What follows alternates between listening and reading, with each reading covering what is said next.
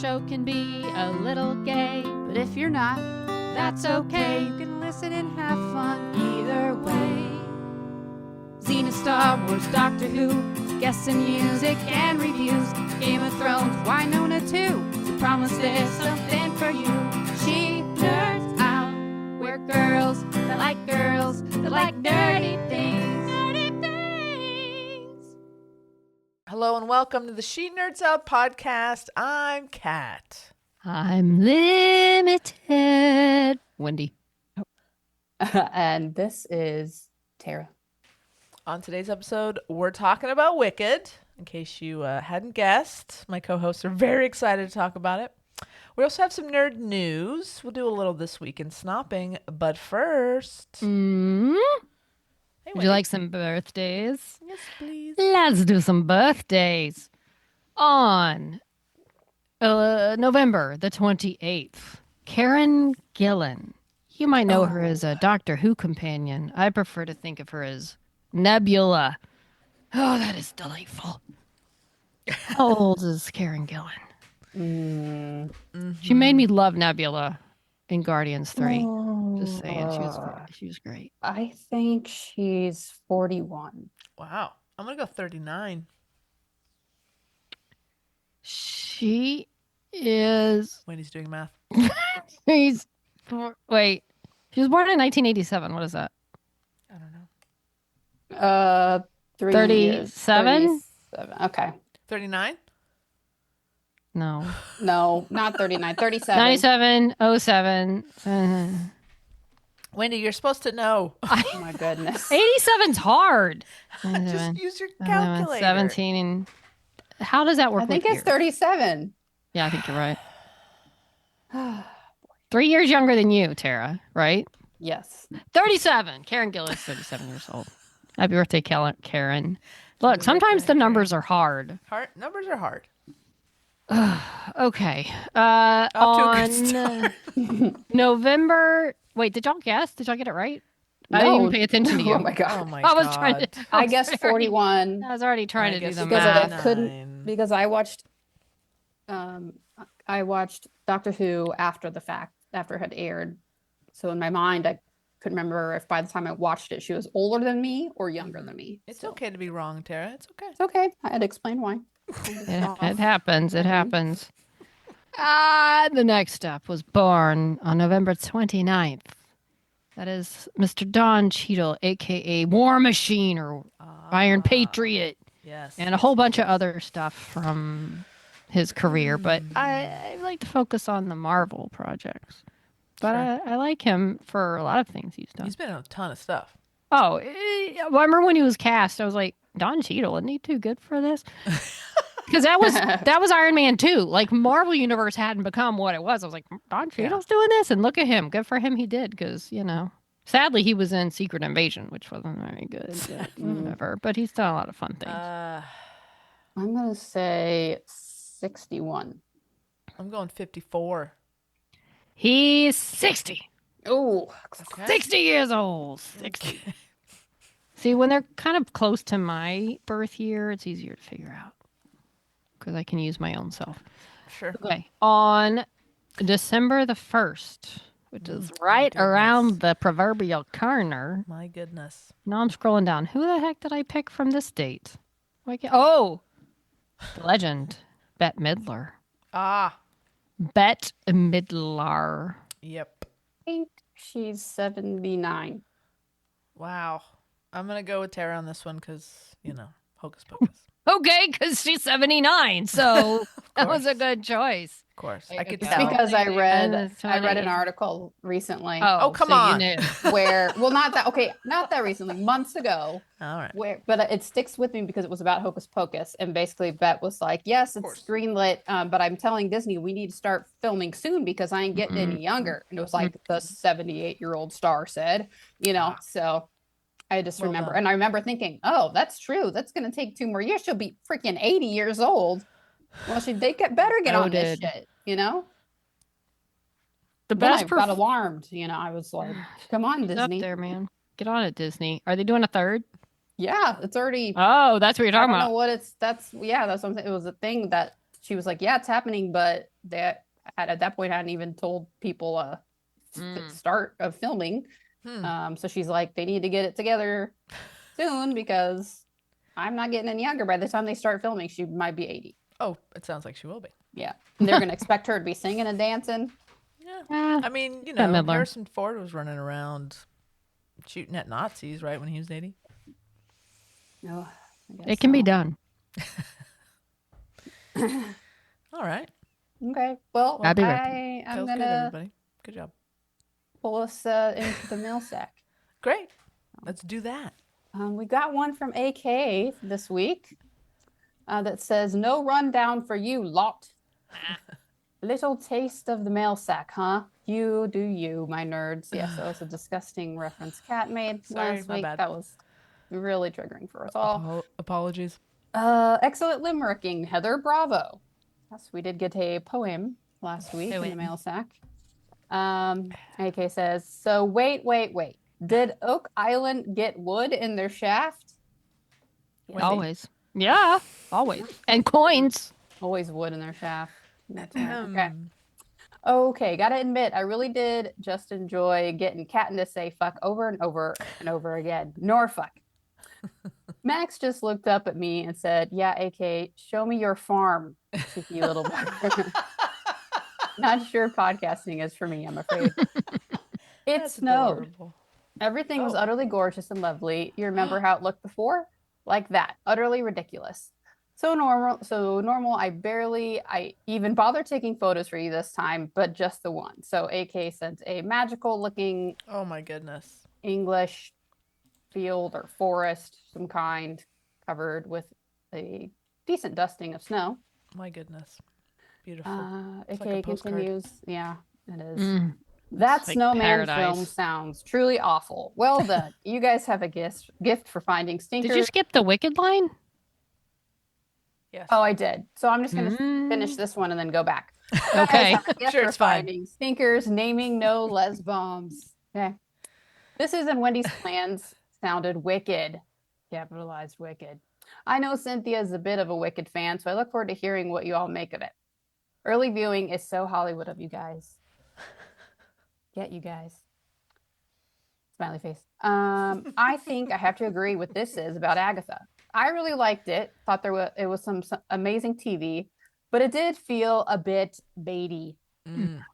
Queer baity, that is. No. It could have been so much gayer with not a huge amount of extra footage. It wouldn't have taken much. So it was a bit disappointing. That said, it still made a really great show. Good enough that I may even watch it a second time around, which isn't something I tend to do.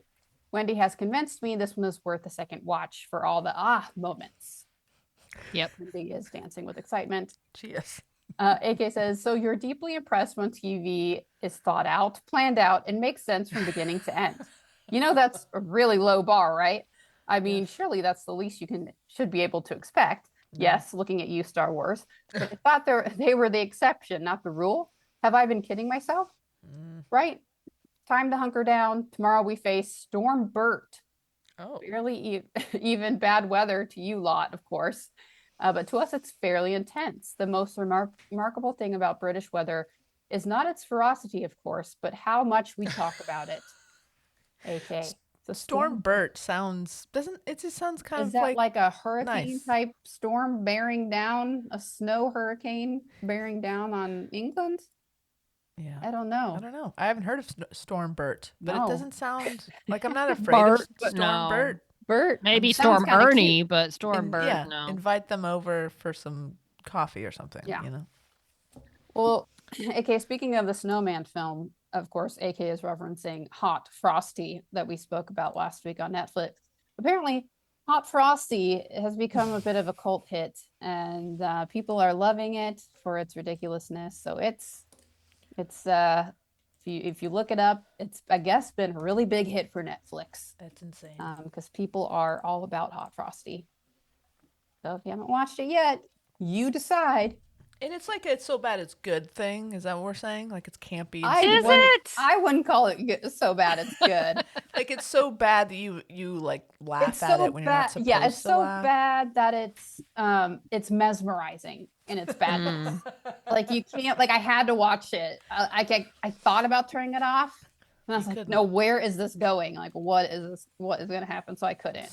Yeah. Interesting. No way was it good. Okay. But it was Don't get it mesmerizing. It was mesmerizing. All right. Would you like to know what the critics' ratings on Rotten Tomatoes for Hot Frosty is? Oh, Absolutely. yes. Would you like to guess, or do you want me to tell you? Oh, the percentage? I don't know. Yes, percentage. 15%? 85%. No. Whoa. The Critics? critic? It says on Rotten audience? Tomatoes. Hold on. Why do I keep losing my place? Hold on. I got too many browsers open. Critic I think you top. got the browser open for Wicked. No. Critic Tomatometer, 85%. Ordinary people, 56%.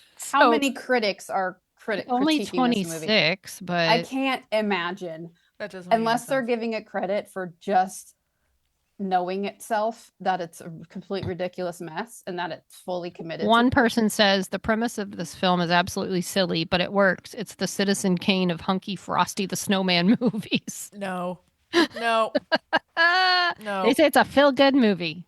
It is a feel-good, slightly Is it a slightly feel-good creepy movie? movie because he Did you feel good at the end of it, kind Tara? of like Lacey Chabert's kind of a predator with him because he has again the mental capacity of like a toddler 12-year-old boy. learning everything new, you know. Well, someone literally just said, as you said that, I read a human, like normal non-critic review that said, unfortunately, Frosty felt too much like a toddler to be an attractive character. Yes. There you go.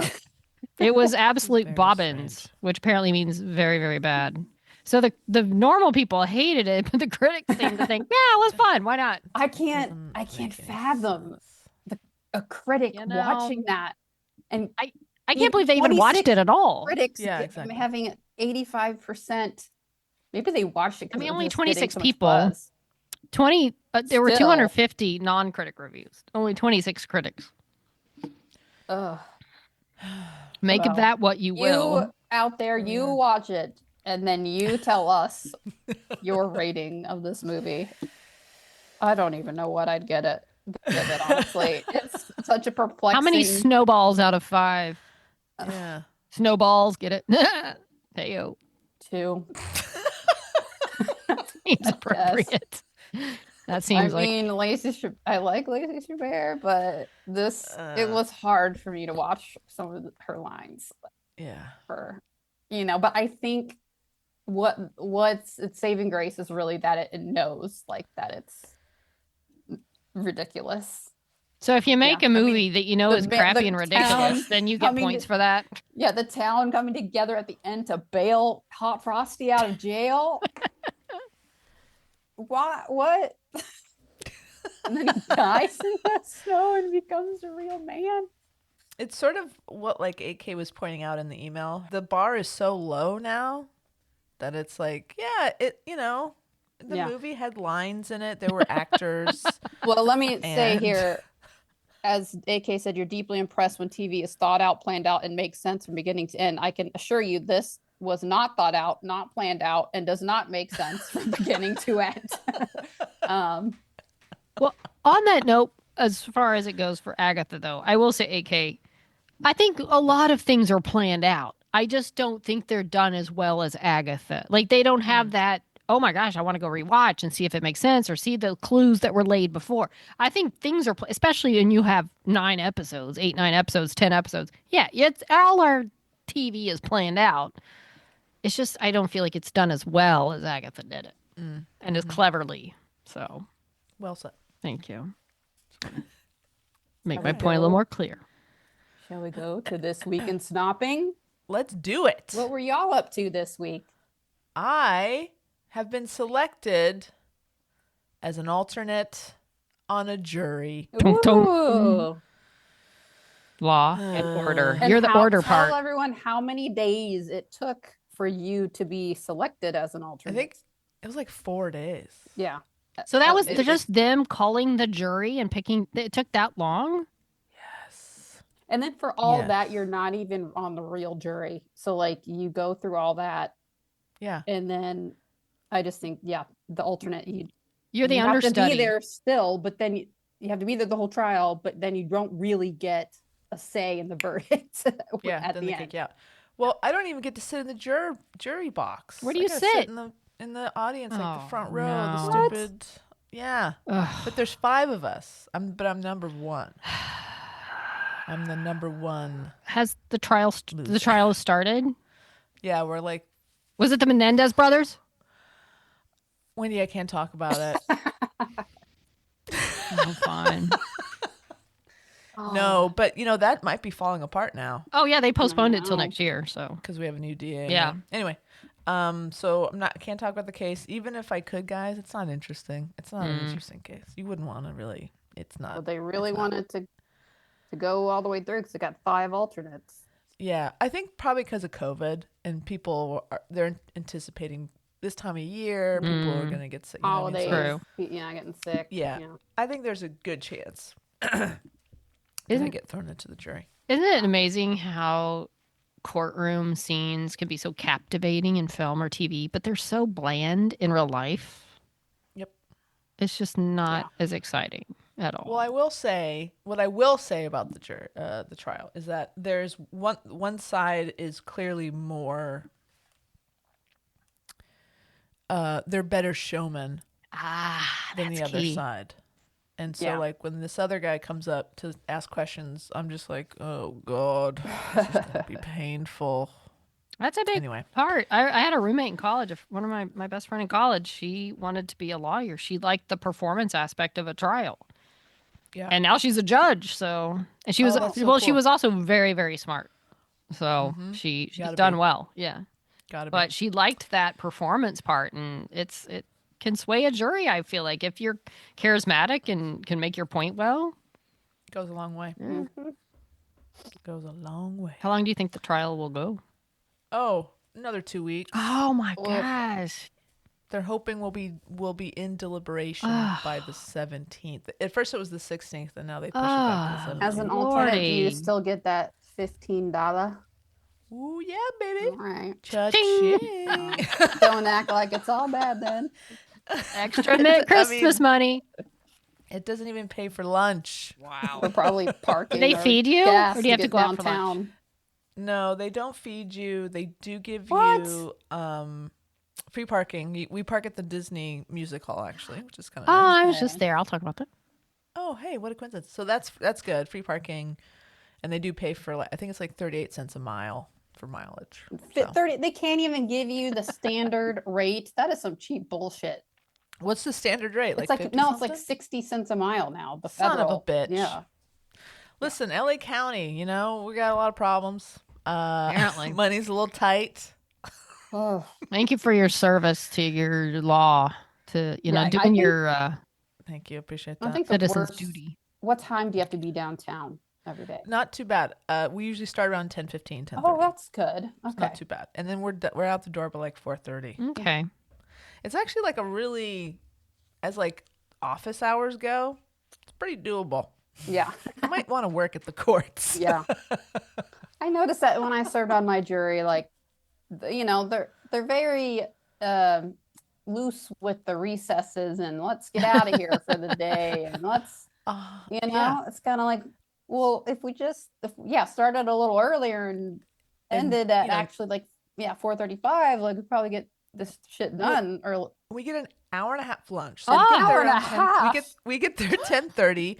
We're kind in of court for schedule about is an hour and a this? half. Oh we my go for an hour and a half lunch. We come back for about an hour and a half again. We take a 15-minute break, and then we're done by like 12. The judge likes to be done by like 4:15, 4:30. Wow. So Wow. could be worse. Yeah. Okay. Well, good luck. Thanks. Wendy? Don't be Speaking of the Disney Music Okay, Hall, I did things on Saturday. I had 2 social events on Saturday. you were busy on Saturday. Believe me when I tell you, I was exhausted and I did absolutely nothing on Sunday. It wiped me out. So the first thing I did, which Kat, you can speak to, you saw it too on Thursday. The Disney did. Star Wars in concert, Disney Music Concert Hall had orchestra performance of Star Wars tunes from all LA 9 movies. Philharmonic. Yes, Star that Wars one. tunes. Sounds like show tune version. Hosted by Anthony Daniels, aka C3PO, the protocol droid. Adorable. He looks great. No wonder he can still fit in does. that armor, that metallic costume, because he's thin and spry. And like he kind of like, he would come out and he was basically telling the story of Star Wars. Like, so he would set up the clip, and they were playing clips to go along with the songs. So he would come out and do a little shtick. And one time he actually did his C3PO voice and movement. It was really cool. People got real excited. Oh, he was fantastic. He's 78 years old. I just love him. He is Wow. amazing. He looks fantastic. Stick him He in looks Hocus great. Pocus with Bette Midler. Yeah, he could. So they would You should play. call him up. Hey, Anthony, you like to do Hocus Pocus. He's like, me or C3PO? Who are you asking? It was great. They would play like the very well-known tunes for the most part. And there were videos edited that I had seen before. I realized when I got there, they were on either a DVD that I watched at some point. They were, or there was a Star Wars concert I saw in Dallas years ago. So either way, I remembered those videos. So they did basically. This is the second time this concert series has been done. Okay. So then and I think Anthony Daniels was involved with that one too. Probably. Anyway, so this is like the updated version because there's been a bunch of new movies since the. They added the sequels, 90s. which there were about 4 or 5 videos from those, which were very nice. I kind of half expected a big throne room from the original Star Wars set to all the ending kind of scenes of Star Wars. Like they didn't feature a lot of the whole big, there are more of us, Poe. There are more of us, when all the ships show up and you're really defeating the Emperor for real. But it was good. It was very interesting. They played during, like right after intermission, they played a cut, I think was from the end of Empire when Luke's calling Leia and he's hanging from the thing that I hadn't heard live before. They had a couple of encores, so it was cool. We had like third row, so I was able to see all the violinists going at it, and especially during Cantina theme, the little cello guy was like, he was into it. So it was fun to watch. It was great. It was a good time. I went to the gift shop afterwards, waited in a very long line to buy what? Socks of cats playing musical instruments. Fantastic. Because I needed them. After that adventure, thank you to Can I ask Carrie. Can I Yes. ask you a question real quick? Did anybody show up in costume for They your did night? not. Did they for yours? Okay. Like 2 people and a couple lightsabers. Okay, so maybe because it was 2:00 in the afternoon on a Saturday, it was an older crowd, the gray-haired I crowd. chill. They were kind of wearing we're going to the symphony kind of clothes. There were a few people with Star Wars t-shirts or Star Wars, I didn't see any lightsabers. I didn't look behind me. There may have been some in the balcony type area. We were Fair. we were close up, so I couldn't really see.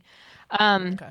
But I saw a few shirts, not as many like as the Hollywood Bowl. When you see a John Williams concert at the it's just Hollywood Bowl, and it's like nothing but lightsabers and Star Wars t-shirts. I did have my Grogu sweater on, so but no, there weren't a ton, and it could have been the 2 p.m. older people with season tickets kind of thing. That there was a cute little couple older ladies in front of me that I noticed at the end. She was like really just going with the music, and she was obviously a big Star Wars fan.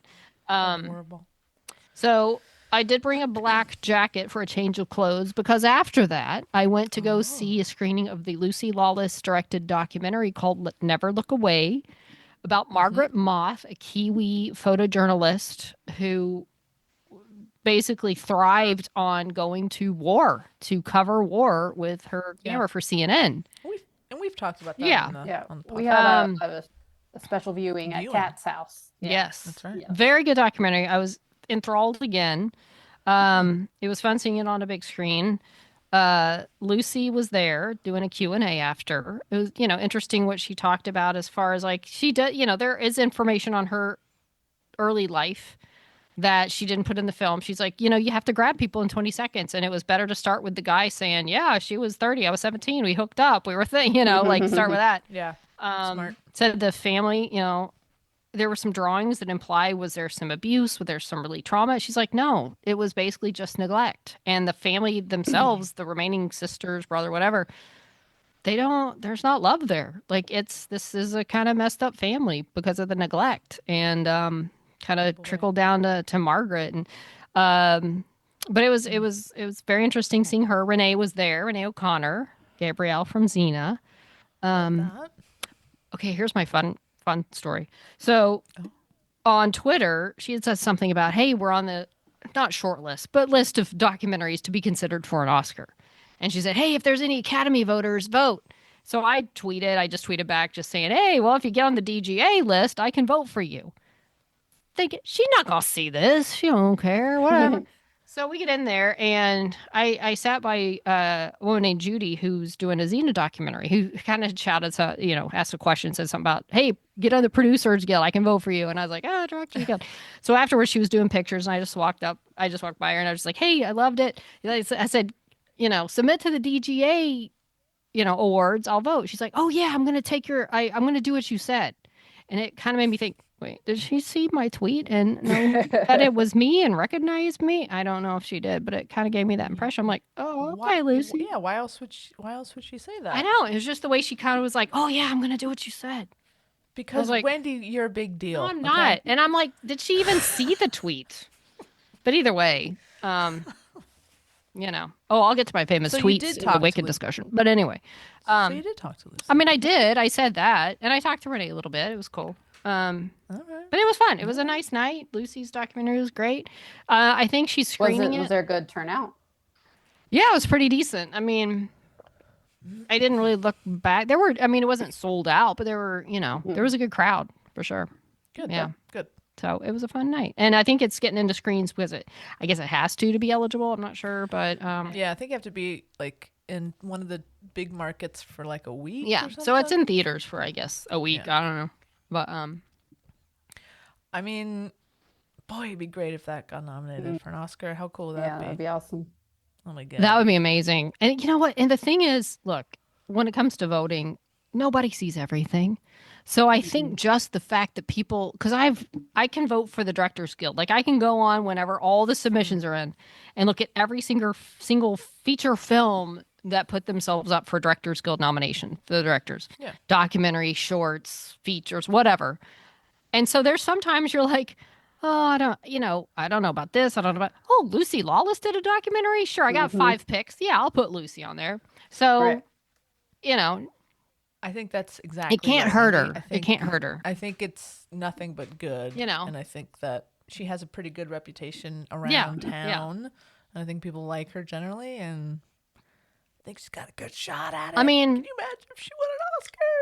I mean, it would be cool just to get her. Because certainly, I mean, I could see literally some people, if you haven't seen every single film or documentary, you're like, if I vote for Lucy and she's on the 5 nominees, she'll show up, and maybe I can meet Lucy Lawless. Here's my vote. So, a lot of politics involved. And it's a good documentary. Yeah. Again, I haven't seen all of them, but it was very good. And for someone who was, it's not like she's limited. Like you saw, like there's only so much footage. I mean, there was actually a surprising amount of footage of this person, but a lot of it was stills. A lot of it, she talked about making the diorama for a certain scene, how they decided that was the best way to go. It was a very interesting documentary that I've seen twice now, and it was interesting both times. So she did a fantastic job.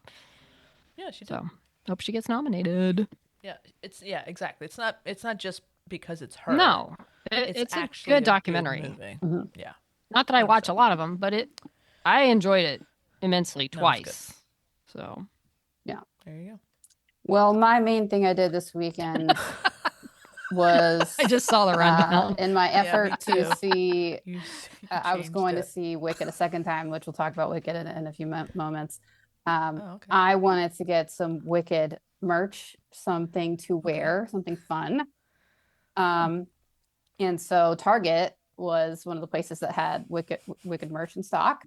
It's a good deal. So I saw the stuff in stock at the one Target. So I went to the one Target in Van Nuys, and then they didn't have the sizes that they said they had. And I was like, well, no, I have to get that. But then while I was at that Target, I looked online at another Target that said they did have more of those sizes. So then I was like, okay. So I went to that Target in Northridge. And then I realized when I got to that Target in Northridge that there are two Targets in Northridge. I went to the wrong one. So then I went to the other Target in Northridge, that did have more sizes. However, while I was standing in the second Target, I was like, you know what? I'm just gonna order this shit and have it pick it up, right? Yeah. And so I bought it so when I got there, I could just go to the thing, and of course I just go look at their Wicked stuff while I was waiting. So I was really excited to get this really cute green sweater with the pink W on it, and they had my size, and I was like, oh my God, I was so excited. So I get over there, and it says your order's ready. It shows both those things are in there. And I was like, yes, all right. So I'm over at the Wicked stand. I walk over to the pickup area at Target, and I'm like, all right, I picked up my order. And they bring my bag out. They got one of the things right. There was a sweater in there. It was green. It was not at all the one I wanted. It looked completely different. And I was like, there's no way they accidentally grabbed this one thinking it was the other one. No. The only similarity was that it was also green, a completely different shade of green, mind you. So I was like, excuse me, what's this? And what the hell is this? Normally if they substitute something, they'll put what they substituted it for on your receipt, right? Like, so if I would have just grabbed the bag and walked out, I wouldn't even have it on the wrist. Like the receipt said the one I ordered, right? Okay. And that they had picked that one and it was on there. So I was like, this says that this is one of the only stores that has it in stock. I've been to 3 Targets. Can you please check? So, they're like radioed to the back, and then like, oh no, we don't have any of those. We don't have those anymore. We're all out. I was like, damn it. So they gave me a discount on the t-shirt thing I got. And I did get a cool little half zip.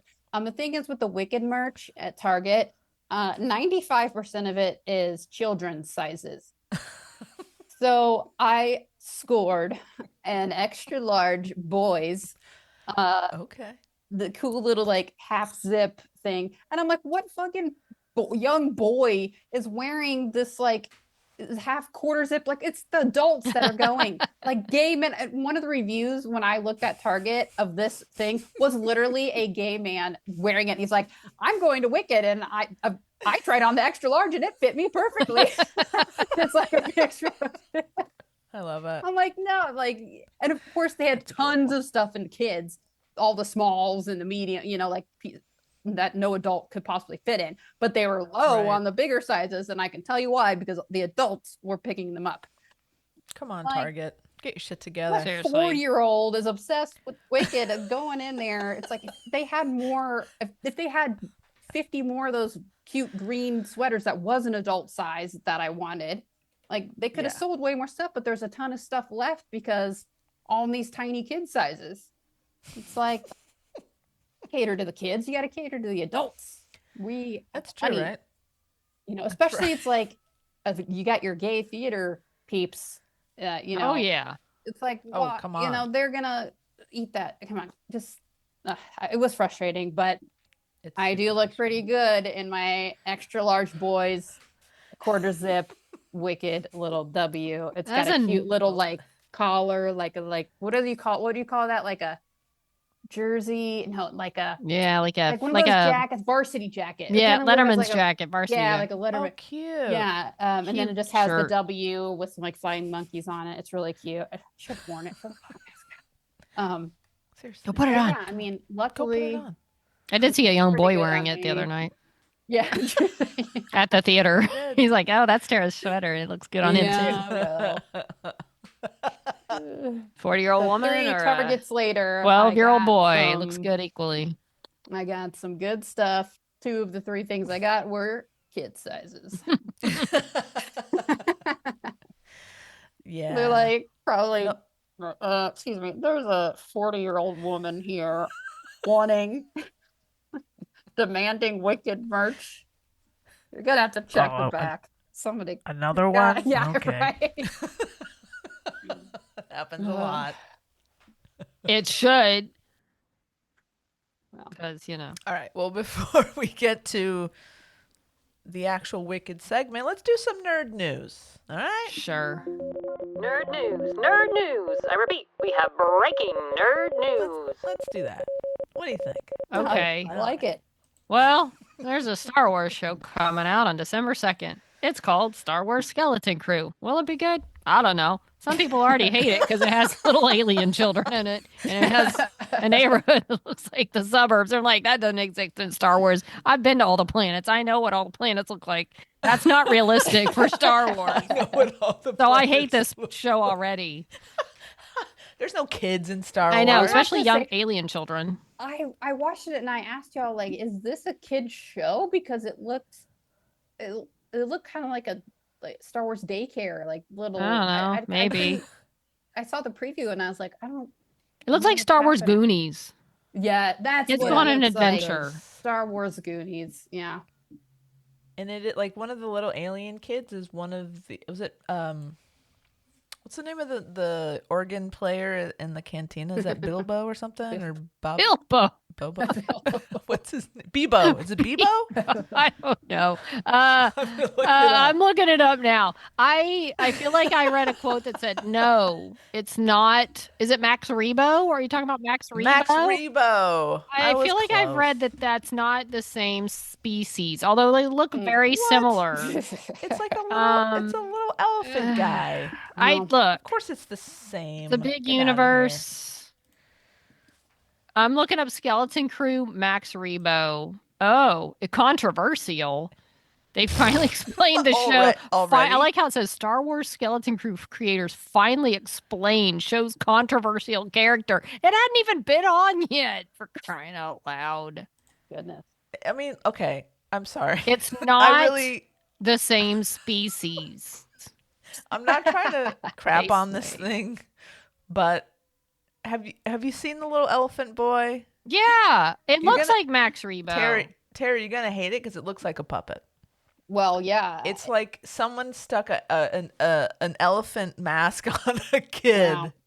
He's cute. Come on, guys. Come on, give it a chance. got one of the things I love most: overacting children.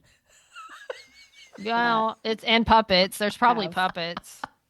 And yes, puppet-like characters. I'm gonna watch it. But listen, Jude I Law's in it. know. I've already heard there's talk of a Yeah, well, that's spinoff what I of saw. him. Like, I saw this preview, and I was like, "What the fuck is this?" All these like kids running around, and then I saw like a zoom What the into fuck Jude is Law, and I'm like, "What the fuck? What is this show?" Star Wars is trying new things. Ugh, Try new can't things. wait! I can't wait. I hope it's just like the what's the one with Leia in it? And they're Leia, yeah, Obi-Wan. Obi-Wan. I hope all Might those kids are be. running amok around the Jude Law, Oh, that looks like they are. and he just can't catch her. Well, So it was supposed to be December 3rd, but now they pulled it back to December 2nd. I know. I don't know what that is that says, never but That never happens. Why do you think they one did that? short day, we will see it sooner. I don't. That's yeah. weird. Well, another Star Um, Wars news. Oh. Oh, all right. Kelly Marie Tran Mm. from what do we call Last Jedi. The Last Jedi. Rose Tico. Yes. Who the fanboys, I'll say, really ripped. Oh, God. Really Why? mean to her. Yeah, She so was some really horrible great. racist. Yes. I And love I really Rose. liked her character. I did I too. think she's great. She got shafted in Rise of Skywalker. She should have been in it more. So Yeah, she was sidelined. Yes. Kelly Marie Tran has come out as queer. Hey. Hey, It says Star Wars actress. This is from Entertainment Weekly. The Star Wars actress is set to star in the remake of Ang Lee's queer rom-com, The Wedding Banquet. That sounds fun. It does. Then says, yes, she publicly came out as queer. It just says, I haven't said this publicly yet, but I'm a queer person. Shared Tran. The thing is that really excited me about it was I got to play a person that I felt like I knew. I don't feel like I'm acting at all in this movie. I've never been in a queer space before. I've never truly felt this accepted before. Aw. Yeah, I would say so with those Star Wars idiots. Exactly. I'm sure it's refreshing. Yes, we're happy to have you, Yes, come yeah. to us. Kelly Marie. We'll accept you. So congratulations, yeah, Kelly Marie Tran. And did you say that the movie also stars Lily Gladstone? No, I did not say that, Kat. Thank you. Who I think is her partner. I think she plays her partner. yeah. And Bowen Yang, who is everywhere. And in Wicked. Bowen, yeah. Bowen Yang is having he is a good year. He is. He's blown up. And Joan Chen as well. Yeah. That's a great cast. So this hopefully this will be a cute, fun movie. And I'm sure we'll talk about it when it comes out. We should. It hits theaters in 2025. Well, it's almost 2025. Not too far off. There's a lot going on in 2025. Yes, there is. All right. And lastly, in nerd news, I've got Grey's Anatomy updates. My most favorite, beloved intern, Mika, has left the show officially. What? Oh, I'm sorry. Her last episode was this past week. So Mika and Jules had developed a friends to lovers situation. Jules is another intern that caught everybody. Well, there was kind of like some signs, but Jules was into this other guy. It was kind of one of those things that you're thinking, oh, wouldn't that be fun? But you never ever think it's going to happen. Well, at the end of last season, it happened, and there was no denying it. And then you learn that that actress is leaving, which sucks. And but then they rolled with it for this season so far. So they got like 7 or 8 episodes. I mean, we got like some sexy time, lots of kissing, making out, like love feelings. It was hot. It was, romantic. So they really went all for it. So it's really good. But unfortunately, spoiler alert, in true Grey's fashion, somebody had to die. Oh God! By wolves? No, there were no wolves. A plane crash? A plane Shooter? crash full of wolves? Mika's sister came to Earthquake? Grey's. No. Tornado. Because she was battling cancer, and they had a program there that she. Oh, that's not as there. funny. No, I Tara. know. No, why you got to bring it down? So she got her treatment. She's starting chemo, and meanwhile, while Mika's taking care of her sister, all the other interns banded together and like took all of her shifts so she could have this time with her sister. It was very sweet. Some very good moments with Jules, making out and everything. And then, but once her sister was feeling a little better, and she was like, okay, well, I got to make it up to you guys. I'm taking all these extra shifts. And she ended up getting on a surgery that she really wanted to get on, even though she was kind of over her hours already. So she was real tired. So then her and her sister were driving home. Oh God. Oh, boy. And Mika fell asleep at the wheel. Ugh. And they crashed. Ugh. And so they both come in. You don't know. Of course, the week before, it's who is going to be. It's going to be one of them, both of them. What's it going to be? And you're like, oh my God, they might kill off Mika. They might make us think her sister's going to die, but really it's going to be Mika. But no, her sister died. So it was, terrible. So then at the end of that episode, she woke up and, from her own injuries, only to be told that that she basically killed her sister in a car accident. So because That's of her fun. tired driving, and she Yeah. Man. Horrible. So this next week was basically her dealing with that trauma. And Okay. essentially she left the show to because it was too triggering for her to be there anymore. It just everything at that Sure. hospital reminded her of her sister and everything Sure. they'd gone through. So she just needed some space. And of course, very sad Jules is like, I'll be here for you every step of the way when we can do this together. Whatever you need. And Mika was basically like, I need to bounce. But we did get some more sexy time. We got some, good, great scenes. But it was really fucking sad because she just had to leave. But she's not dead. So she's only traumatized. Oh my And we know on God, Grey's the Anatomy show. can get through horrific, traumatizing events. I mean, Meredith survived a fucking plane crash where she had to watch her sister be pinned under a plane and die before her eyes and then be carried out by wolves. So Arr, arr, arr. insensitive cat.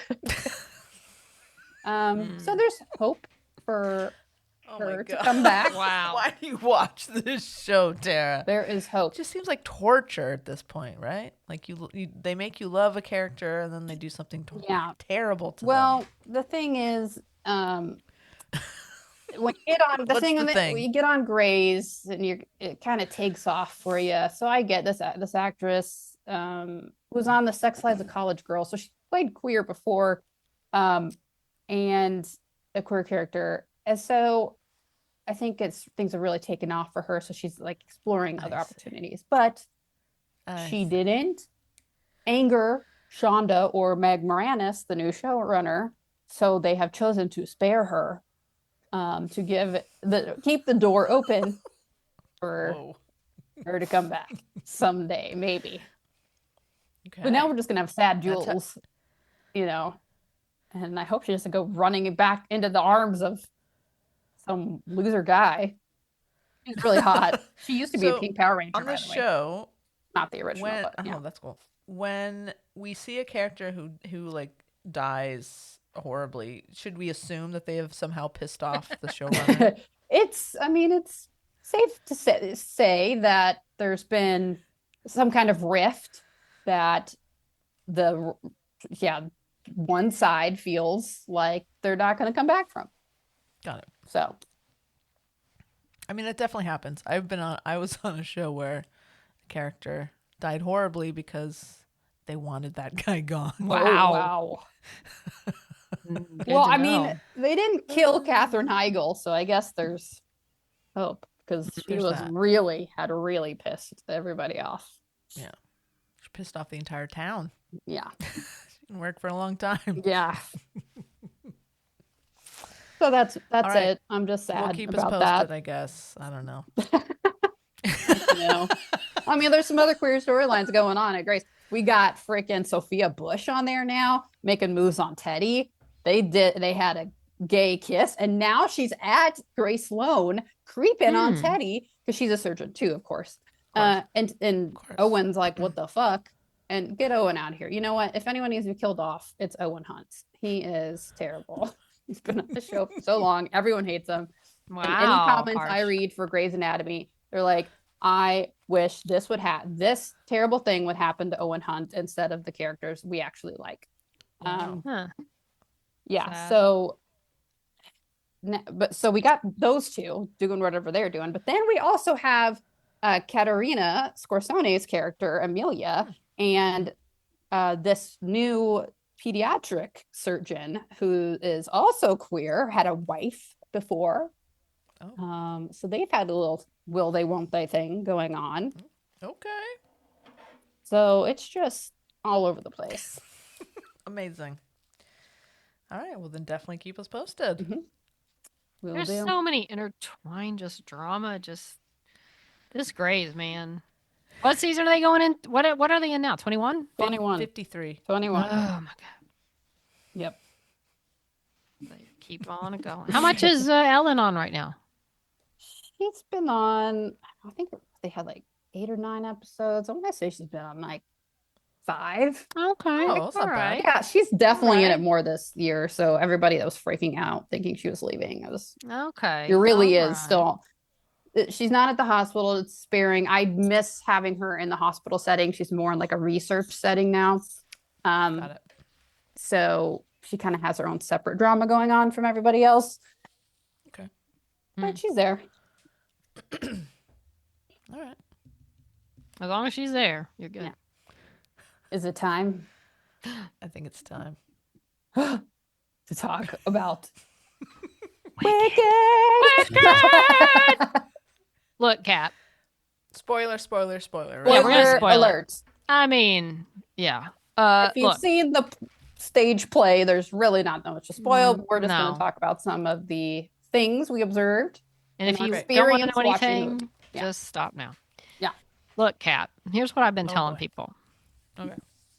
If you haven't seen it, like I can tell you, it's good. It's really good. It's fantastic. But I tell people, I'm like, you don't know.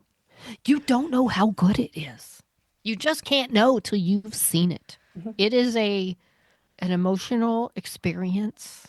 Mhm. People have depression after it because they can't just still be there at the movie or whatever. People are posting about wicked depression. I think I've got a little of it. It's like a post-con depression, and It it's real. kinda I also is. have Are it. you serious? I'm deadly serious. Since seeing this Wow. movie, I have been obsessively just scrolling Yep. for Wicked content and just Yep. other people Aw. talking about Wicked, Liking, listening to the soundtrack, constantly singing it all the time. watching the behind the scenes. So we'll get into all that, but Okay. we saw the movie before anyone, a lot of On other people did, Monday. on Monday, Before thanks it to Wendy's came out. work.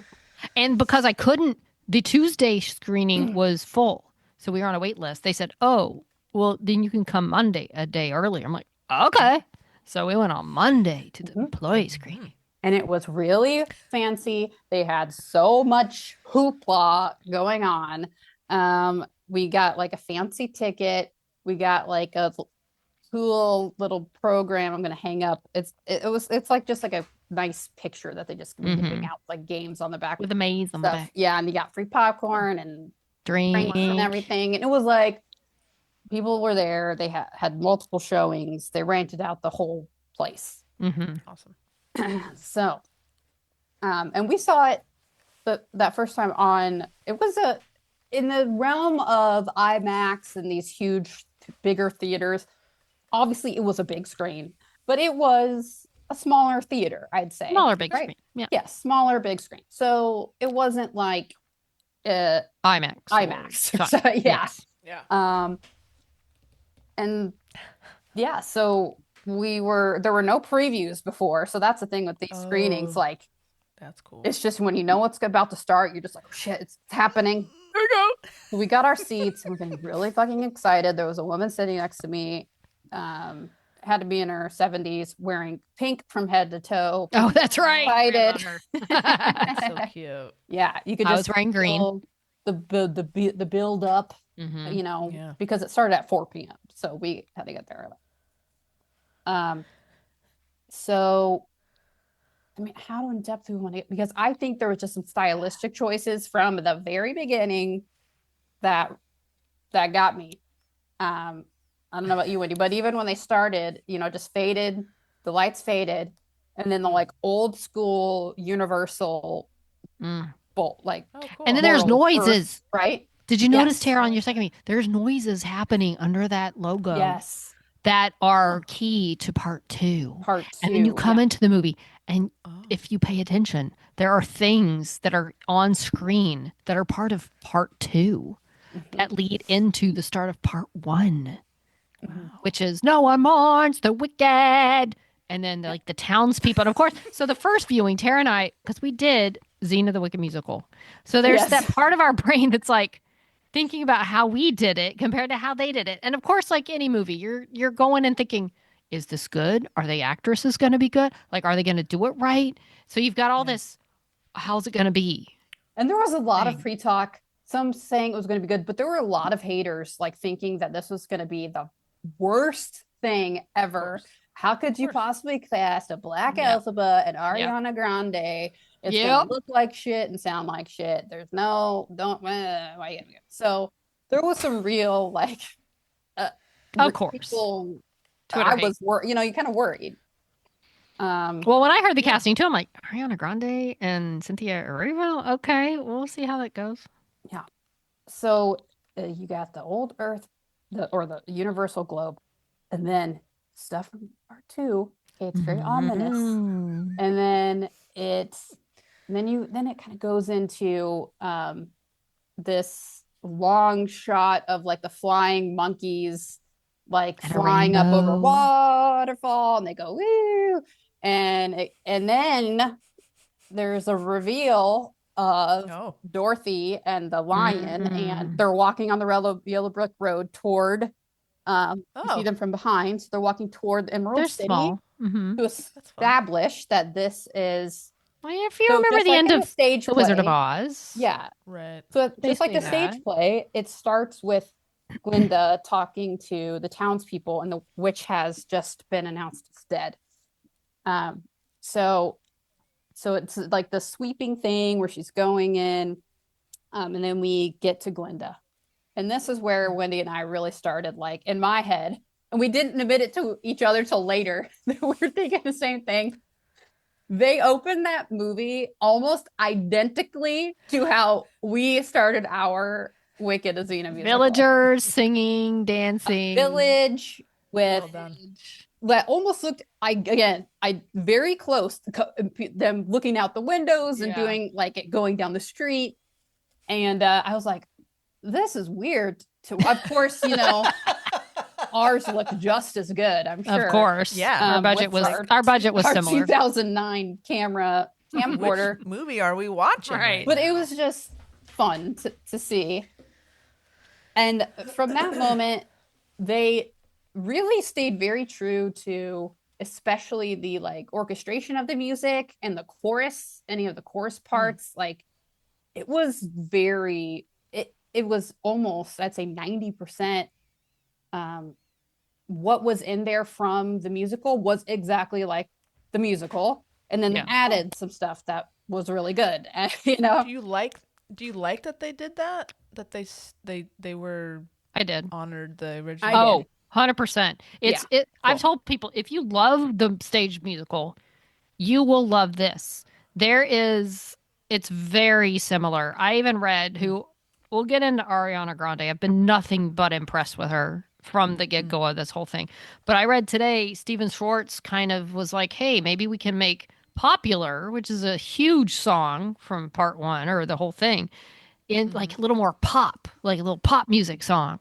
And I guess because it's Ariana Grande. And the thing that I read said, she was like, no, this is not, I don't want people to say, hey, it's Ariana Grande playing Glinda. She's like, this is Glinda. Leave it as it's supposed to be. And I love that. she shut that crap down. And she was like, no, this is Glinda. This is not me. This is Glinda. And so they changed up some stuff, like Dancing Through Life. They did a little differently. And of course, they don't sing it like They note just for kinda note. added stuff. They to added, it. they added things that fleshed out the story. They were very dedicated to being faithful to the stage version. Almost like just like I was listening, of course, to the soundtrack today. Like even it's kind of like a sweet, kind of even goofy wholesomeness to it. Like how pure they are to the musical. Yeah, and even from the beginning, so it opens with the villagers and Glinda explaining that she's dead, and there's just little. And again, Wendy and I both have seen it twice now, so talking about it, noticing it more in the second viewing, her subtle, looks of they're literally like burning a witch like Effigy, or whatever statue, it is. right? Yeah, Wooden, and you can see her like she's the one that lights it on fire in front of the things, but this like the sadness of like, oh, this is all for show, but so there was just a lot of subtleties there, and then all of that happens, and then you don't even get the credits until they're at Shiz University. So until our Glinda essentially does the part where she's like, one of the kids, one of the overacting children, asks, is it true that you knew her? And Glenda says, yes, I did. Well, we were friends. Well, we knew each other in school. And then it cuts to Glenda's boat coming in to Shiz. So good. And then you realize, oh shit, the credits haven't even come on yet. And they've done a whole song. And then it's Amazing. perfect the way they do it. And then the fucking Wicked title comes up. And we're all so used to seeing the stylized Wicked with the half green, half pink. And it's Pink. the blocky lettering. Well, the fucking Wicked comes up and it's the same font as Wizard of Oz. It's not that. Oh, it's like the old school. That's what they use. And then it comes up Cool. part 1 on the back. And they didn't even have opening credits, like as far as the actresses or anything. It just goes into the movie. Oh, just It's the just title. Literally, the George title. Lucas got out of DGA fighting for not having to put opening actor credits in. It's just the title, and boom, we're in it. Yeah. Yeah. Wow. Cool. And then from Okay. there, it was just a Magic. barrel of fun, of magic. And I think now going, of course, with my obsessiveness, looking at Shiz University was these were practical sets. So a lot of them were practical sets. So they built on a farm in England. They literally planted, what was it? Yeah. It was like The poppies. tulips or something. Yeah, like the Yeah. tulips. Or tulips or whatever it was. Those they told the farmer 2 years in advance to start planting these flowers, and the kid runs through this field of those real flowers, and it's in Munchkinland. And just seeing that they actually built Munchkinland, you can now find like drone shots of like people in England watching them filming it, and then they built this massive Shiz University, and they sang live. And it was because they set everything up as a sound stage or as a recording studio. So Nice. there were, it wasn't just one mic getting them their audio. It was all over it. And it was built to capture the best sound. Incredible. So Glenna comes in on a fucking boat. It's like so fun, from there it just, then you meet Elphaba, her fucking sister. That's a later. It's please continue. I don't know. I just that first when they meet, it's so great.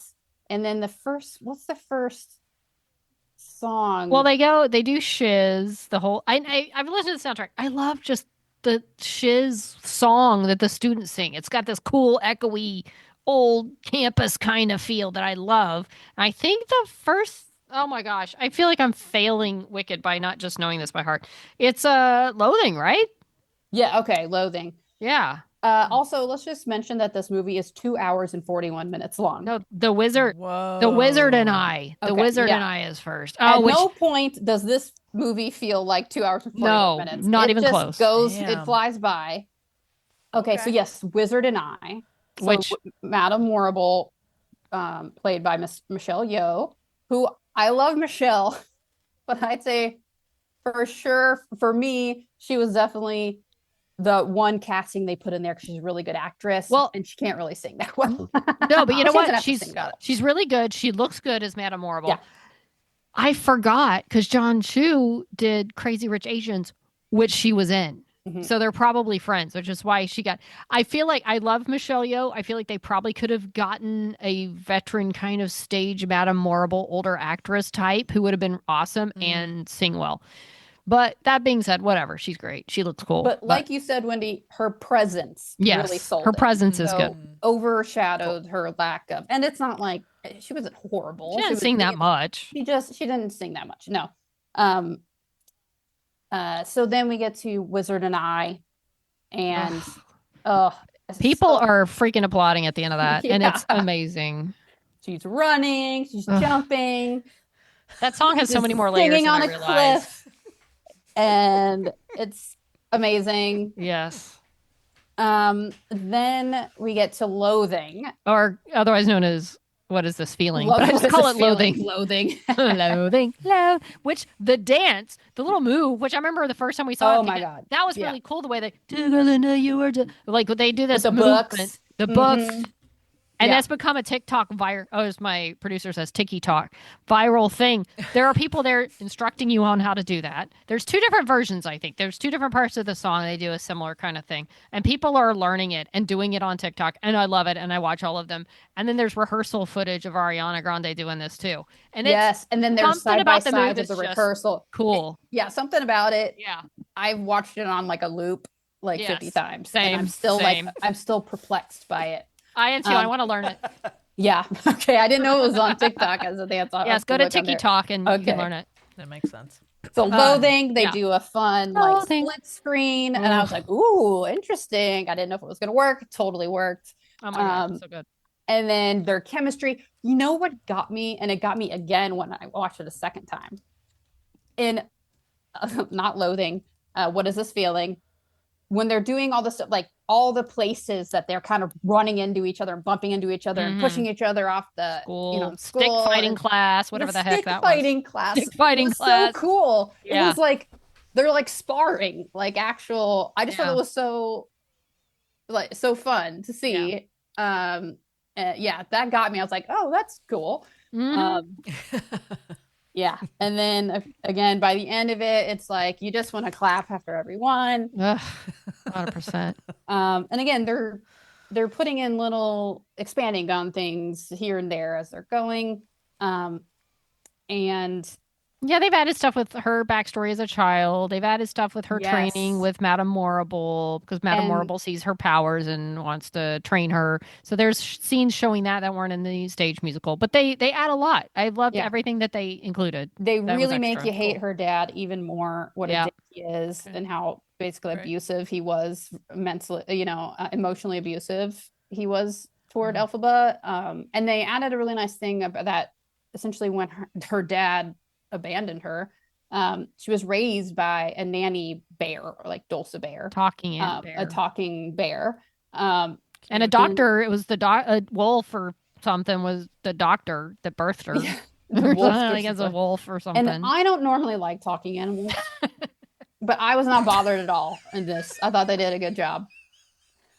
So not only are there overacting kids, there weren't that many. There aren't that many. There's just the Munchkin people. But you're okay with it. I was okay with it.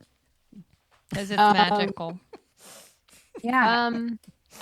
There's a talking goat, Peter Dinklage, who teaches their class. I thought they did such a good job with the goat, with him as the goat. You could like see, and he was really funny. And like Professor Dillamon. Yeah.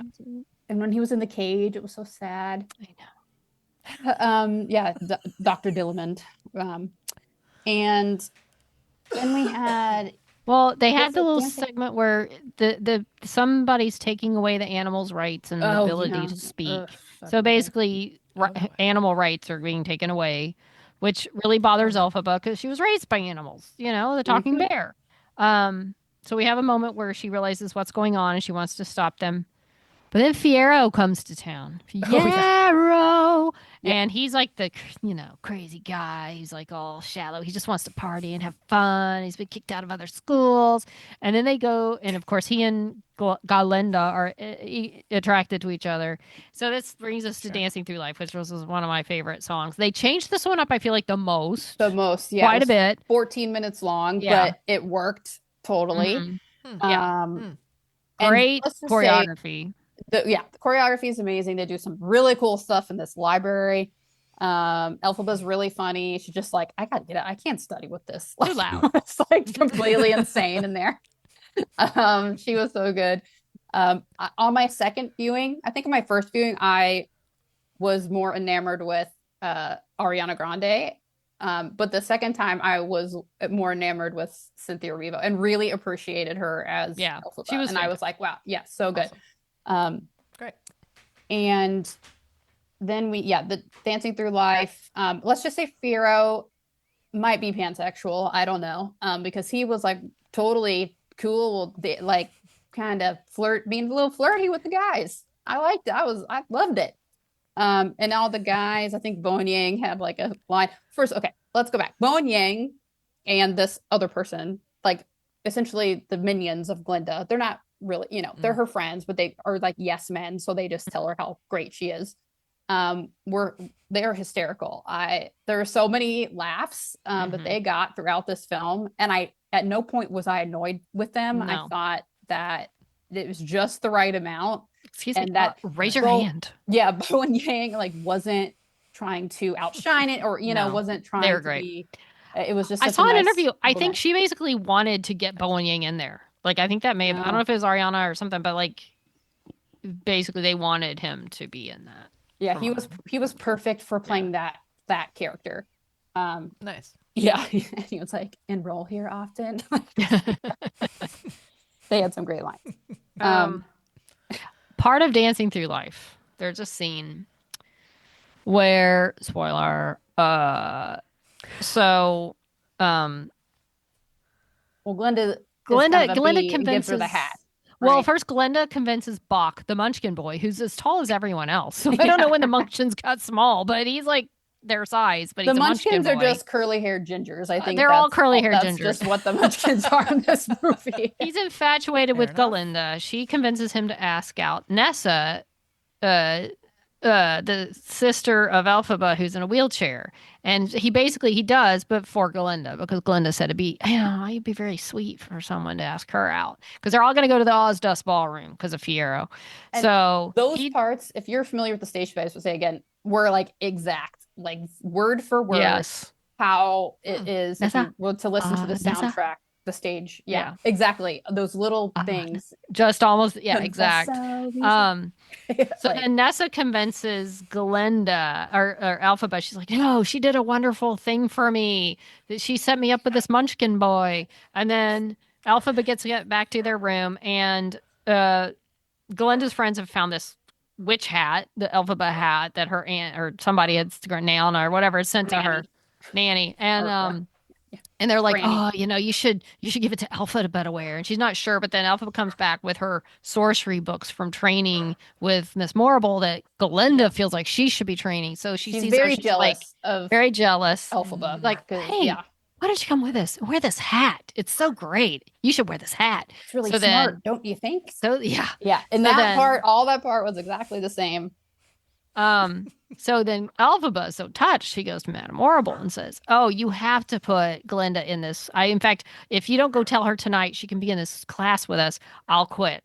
So Madame Horrible goes and tells Galinda. Elphaba came to me and said, you need to be in this. She demanded you be in this class. I'm always Horrible, like, I don't think you're cut out for it, but she's making me do it. So I don't believe in you. I don't believe in you, but I'll let you in. So it's like, as much as we want to think she's nice, she's not really nice. She's basically like, you're a loser, but I'll let you in this class because I don't want to lose Elphaba. So then Glenda's like, and she's like, and she's here now. And Glenda's like, oh crap, I gave her this hideous hat to wear, and now she's gonna make fun of. So this is the scene a lot of people have freaked out about, and I understand. And if you've seen the musical, you know that Elphaba comes in and everybody's laughing at her. And so she starts basically by herself doing this dance, which I read something like how people they express themselves through movement and dance. So she starts doing this dance. I mean, by she herself. didn't do herself any favors with this dance. No, she didn't. She didn't. And people were laughing at her, and I'm not sure what she was trying to accomplish, but. What do you call those types of dances that are like, artistic interpretive dance? Yes, that's what it was. And Fiero says to Galinda, he's like, she really doesn't give a twit about what anybody thinks. She's like, yeah, she does. You know, she just hides it, whatever. Yeah, and Glinda's feeling like shit now. Yeah, because she set her up for this. So Galinda goes out. Really nice. And basically mimics the dance, like saying, not like, I will dance with you. And of course, the stupid friends are like, oh, what are you doing, Glinda? And she's like mimicking the dance. And another thing, to Ariana's credit, like they'd rehearse a couple times, but she's like, I don't want to like really rehearse it. I want to get there and just be the person that doesn't know the dance and do it along with her. Yep. And then they like touch hands. They start doing it in unison. And there's this moment that I remember when I saw it the first time. It turns and Elphaba just is crying because like she's finally been accepted after being rejected all her life, and Glinda, aka Ariana, reaches out and like kind of wipes her tears, like it's okay. And I remember thinking that was not planned. That is an actor moment that just happened, and the director confirmed that it just happened on the set. Oh, cool. And people are posting that like, this killed me. Oh my god, this moment. So yeah, so a friendship is born in that moment. It was beautiful and it was so well done. And I cried 3 times the first time I saw the movie. Yeah. That was like the whole Dancing with Life. That had 2 of the cries, 2 of the tears. Yeah. And then so then after that, then they're friends now. And then we get Popular. And Popular was It's a showstopper. perfect. And it is still. It was the things they added. I saw an interview where the only thing they really changed because they wanted to, like you said, Wendy, keep it as true. Yes. Was a key change at the end to essentially extend the song a little more. Yeah. And Steven Schwartz has now gone back and said, if that's one thing we would take from the movie back to the stage play, it will be that. Yeah. Because we loved Whoa. the key change that went up at the end, and then it kind of extended it a little bit. But Yeah. it was really, and you don't expect it That's if you cool. know, because I just know that music so well. Right. It was like, oh, okay. And then Ariana's just killing it. Yeah. Hilarious. 100%. You know, really Wow. doing parkour off things. It was really, It was Popular. it was as hardcore. good as you could imagine it being. yeah. It was fantastic. Yeah, he's like, if I thought of it when we did the original music, I would have put it in then. But we Wow. thought of it now, so I'm gonna go put it back and probably put it in the stage musical. Incredible. So he was involved, like, Yeah. through the entire Oh yeah, process. yeah, the Amazing. cameo in it too. Yeah. Yeah. Fantastic. So yeah, now they're friends, and then we get to some there's some more bullshit. animal- Yeah, well- some animal stuff that they bring a little lion cub in, and he's in a cage. Dr. Dillamond Uh-oh. is removed from The goat. teaching. Oh. The goat. He's a goat. If you don't know. Oh, And they he's, like, have one funny. forcefully taken from class. It's like Wow. a whole thing. They had one line that cracked me up when the animals were meeting. He's like, "I have a dear friend," and one of the other animals like, "She's a deer." He's like, "No, she's a cow." Dear friend. I have It a was deer. funny. A deer? No, a cow. It was funny. It was Um, funny. And I really liked, Dr. Dillman always had the cutest little like sweaters on that like clasp Very in the well front. dressed. And they're like such little professor sweaters. It was really cute. So after he was forcefully removed, Oh no. Elphaba knocks them all out and takes the cub to safety with Fiero, and Fiero joins her. So that's when we get the "As Long as You're Mine" song, because they have some moments in the woods. I'm not that girl. As long as you're mine. That's right. I'm not that girl. We're not to As Long as You're Mine yet. Yes, I'm not that girl. And that was one of the simplest songs, but I liked it. I liked it more on the second time when I kind of noticed her walking and all the things kind of happening around her. And then I think when she gets back, she gets the invitation to see the wizard. Yeah, she does. Yeah. And it's a really funny moment. They just have a lot of fun just beats in this where the wizard's invitation floats down on a balloon With a clapping hippo. Yeah. And like the people are standing like at the edge of the water, like watching this thing slowly float down. And then, it does like a thing, and Glenda's like, oh, yeah. It's just like a fun little moments like that happen. Like, oh, like the crowd's like, oh. That they take the time to do. And if you really watch some of the expressions going on that like in the second viewing that I got to see, it's been funnier. You could just watch this movie and just watch Ariana Grande. Yeah. Just even when she's not the focus, and you'll have a good time. Yeah. And so Elphaba reads her letter, and of course they still do this invitation's non-transferable at the bottom, and she reads it out loud. It's funny. So, there's still a little bit of jealousy, even though she's happy for her friend. We get they go to the train station.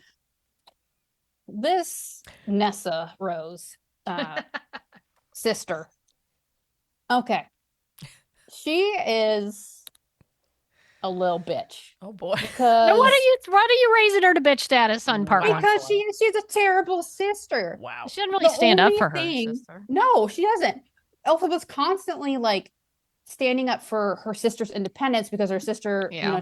she really wants to be independent. And she's like, even at the beginning when one of the people that worked at the school tried to like wheel her away, she like ran after them and was like, that's where she first showed her magic. But because they're trying to take her sister away, like wheel her away, and her sister's like, I can do it myself, like get off me. And so she exposes herself to just try to help her sister and constantly backing her sister up, constantly no, she doesn't need your help. She, just, I'm not going to embarrass her, and every chance Nessa got, she threw Elphaba right under the bus. Where the hell was Nessa when Elphaba was being humiliated at the Asda Ballroom while she was sitting there looking all judgy and shit? She didn't go out there and dance with her. She was like, oh my God, like turning away and like mortified by her. Yeah. And then freaking Nessa. Nessa. At the train station when, they're leaving to go see the wizard. Bach, who's in love with Glinda, is still like looking longingly at Glinda. So she sees that, she just swirls her. She's just all like, ugh, she's just so bitter about it. But he's just not. And so she just leaves and she doesn't even say goodbye to her sister. Nope. Before she goes to see the wizard. Bitter. It's like, she sounds like a jerk. Yeah. As shallow as Elphaba is, Nessa is not, it's clear they have like a close relationship, which makes it even sadder that Nessa doesn't stand up. Well, Nessa's got it coming. Yeah, Nessa's got a lot coming to her. She's got a lot coming. So then they go, okay, this is where, Elphaba jumps on the train. It's a great moment. We're going to spoil the hell out of some stuff right about now. Now we're really getting to some spoilers because something is about to happen that I had no idea was even a thing. Okay. It's exciting. We get to one short day while they're going into the Emerald City. This is one in the stage play, one of my like least favorite, just kind of it's fun, but it's fun. It's fun. But in this movie, it was a showstopper because the changes that they made to it, just the hubbub in the city. It was awesome. Exciting.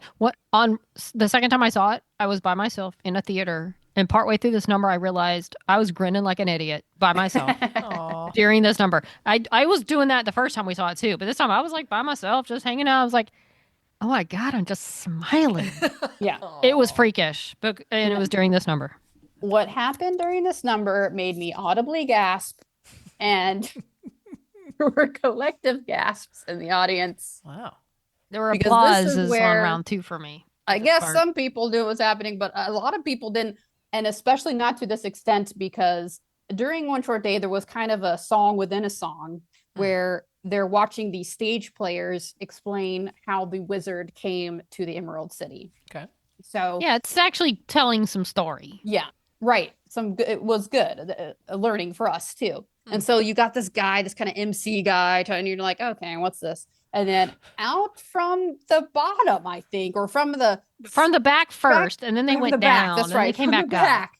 Is Idina Menzel and Kristen Chenoweth. Oh shit! In costume, these amazing costumes, because they are in part of the players, like elders of. Yes, so funny. Whatever. And they sing a fucking song. And it's awesome. Yeah. And they sing it to each other. Glinda's like, wand doesn't work, so she has to like boop.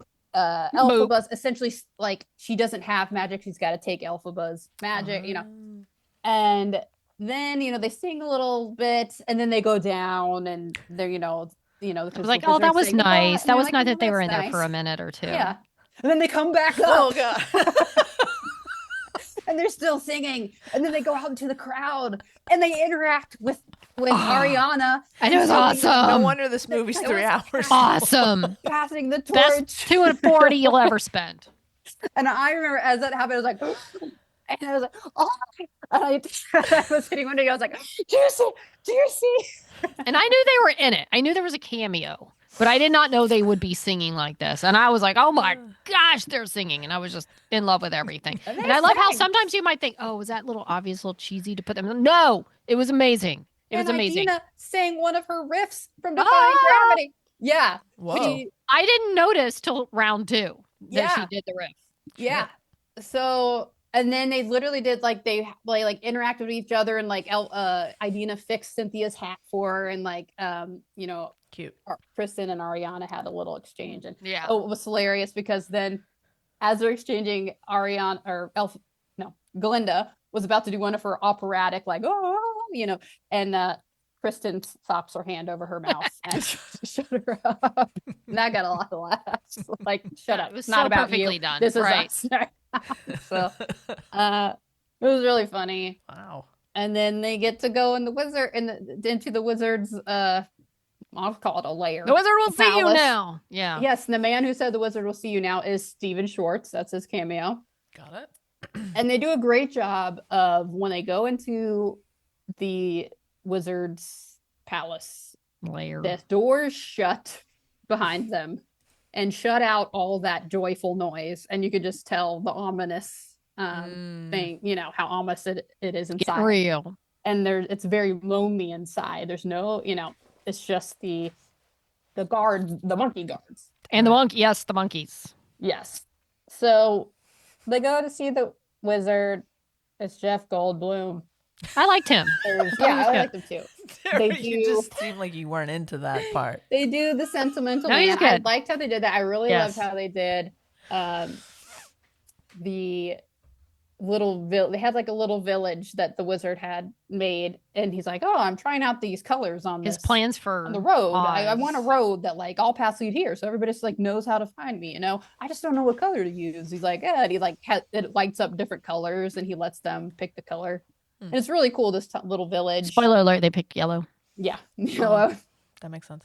and then he does like a little dance behind the curtain and sings Sentimental Man.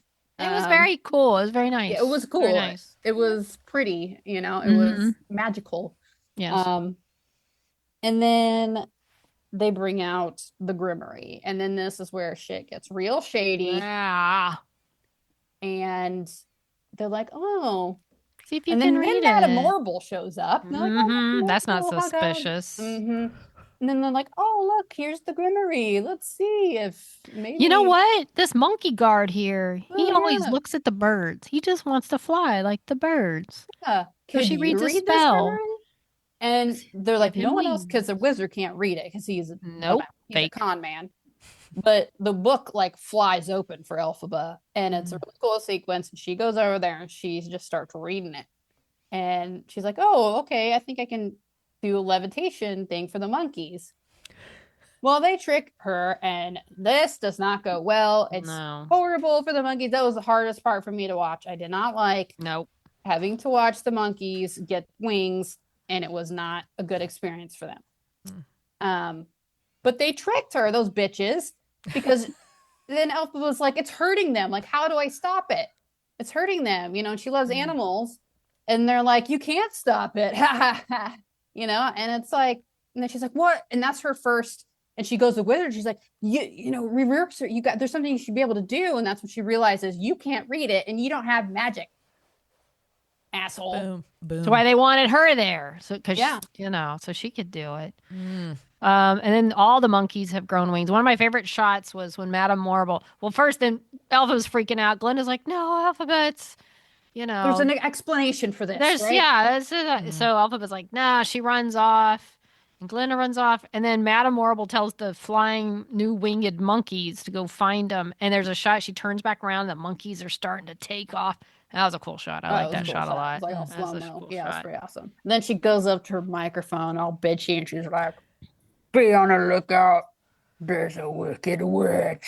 And it's a cool like voiceover while all the shit's happening. Oh, and that's when monkeys shit hits the fan. flying. Oh boy. They're Oh running. yeah, there's a chase. And, oh, it's They're There's like a balloon. There's the balloon that yeah, the the wizard balloon came thing was in. They're cool. trying to escape out of that. It's like this fight scene, and they gotta jump off the balloon. And then I'm like thinking, how do they get to defying gravity? And they go to this room, and she gets this broom, and she bolts the door with it. And then at some point, Glenda just says, "I hope you're happy. I hope you're happy now." I'm like, oh, okay, here we go. Oh, it's happening. Here we go. But That's how we get Defying into it. Gravity was like 10 minutes. The way they did, okay, so the entirety of the Defying Gravity by that point, everything that happens during this, and you know, it's extended with them running away and them singing, fighting at each other. And Right. the whole time I don't think I've ever like experienced like chills in a movie before where I was like, like just knowing what was coming and just what was happening. The whole like song, the way that they extended out was perfect. And with like her voiceover still going, they're cutting to like Fiero and everybody overhearing that, like, the broadcasting on this radio. You're seeing like the real propaganda of her being so wicked, and they have to like quickly shift to like making her an enemy. And it was just so scary and so well done. Like, scary because of how realistic it, how quickly just somebody could just rip you apart, right? And just their interactions and the way they, you hear this song, I've heard it hundreds of times, but their emotion while they're singing it to each other is so good. Awesome. And I just had chills from the moment, and it's like it takes you up and then it takes you back down a little bit, and then it takes you up a little bit further, and then it takes you back, and then you're up, and then you're all the way up, and you're like, oh my God, what's happening? And then the broom comes up, and you're like, fuck, and she jumps out the window, and you're like, all right, that was the coolest thing that's got to happen during this number. Yeah, right. And she's like, and if you've seen a chance to fly, and she fucking goes out the window, and then you're like, all right, that's got to be it, right? But no. Then more shit happens, and she starts falling. She's like, oh. And little girl, she sees her reflection in the palace as she's going down, and the little girl version of her is like reaching out because she's like, doesn't know where she is, and she catches the broom in her hand. Nice. And then it just fucking goes off the rails. She fucking flies up there. She's got her fucking cape that Elphaba gave to her. They had a nice moment where Glenda. Where Glenda is basically says, trembling, and she gets a. Yeah, she's like, I'm not going to go with you. I can't go with you. But she gives her the cape. She, ties her cape on. They have a nice little moment. And then Elphaba in the fucking sky with the cape doing it. Identify me, look for the western sky. It's like, oh, that part, I was just like, what is happening? I felt such an rush. Wow. And it's just because like it goes up and you're like, oh, what's happening? And then go back down. And you've seen the musical and how Defying Gravity goes in the musical. It pays tribute to that. 100%. Yes. And just with her cape flapping. And then they do a little bit more with her flying on the broom, and then you've got Madame Marble up there hugging Glenda. And I've read, because it's like Glenda was, kind of like, is she gonna stick with her friend or like basically go with the system and do it? And like her returning the hug said like, okay, I'm gonna play the game. Yeah. But Madame Marble is so manipulative because she knows Glenda has been so desperate for her acceptance, approval. That in this moment, she's like, look how wicked she's being. Yep. Oh, I'll give you this hug, and I'll take you're mine now. You're in my world now. Yeah. While Elphaba's singing, and the way the sound was when she was singing at them, it was like reverberating. It was so cool. And then she's like, I'm fucking out. And then she flies off on her broom. The fucking broom parts, like, you think some of the broom parts in Harry Potter look cool. This fucking broom part looked fucking amazing. And she was singing it live while flying around. Oh, yeah. You can go on Twitter and find all the rehearsal videos where they have her literally in this harness with a broom. She does a 360 roller coaster loop while singing Defying Gravity. She is literally flying in a harness, singing that live. Training. She literally trained like running and singing on how to breathe while she's in this harness. Yeah, incredible. And running around. That's an amazing video if you can look that one up. But just the zipping around, and it looks like, and she is up in the air doing this. Oh, it was terrifying looking. But she flies off, and the music crescendos, and it's just like amazing. Bum, bum, bum, bum, bum, bum. And then it goes out, and then it's done. And then the credits come up. So you guys really didn't like this movie. Oh my gosh, it's like the orchestral part. They didn't put a fancy pop song over it. They just let you listen to orchestral. So final thoughts on Wicked. Oh yeah. It's decent. it's pretty darn good. Yeah. I went into this very high hopes, very high expectations. Like a lot of people's like, Cynthia Erivo and Ariana Grande. Is it gonna be good? I don't know. I cannot like I said at the beginning. I tell people like you. I know you know it's good. You've heard it's good. You've heard the reviews, but you have no idea till you go. Like this movie is this weird emotional thing that just draws you in. You sit there for 2 hours and 40 minutes, and you fall in love with it. And like Ariana Grande, I've heard stuff that she's talked about where like she was on tour when the audition first came across her radar or whatever. She was like, I will stop this tour. I'm gonna acting lessons, voice lessons. Like I'm gonna do everything in my power to get this part. And, you know, it's a very well known story. When she was 10, her Nana took her to see Wicked. She went backstage and met Kristen Chenoweth. They've had this friendship. Like, this is a part in a musical that has been on her radar since she was 10 years old. Wow. And she dedicated everything in her life to getting it and honoring it and doing it. And there's all this talk that she very well could win Best Supporting Actress Oscar. And like, I hope she does because I think she deserves it. Kristen Chenoweth originated the part. She came up with who Galinda is. But Ariana Grande, you can't just mimic someone for a 240-hour movie. You know, she brought her own stuff. She did the part the way you would hope someone in film would do the part. She was fun to watch. She livened up every moment she was on the screen.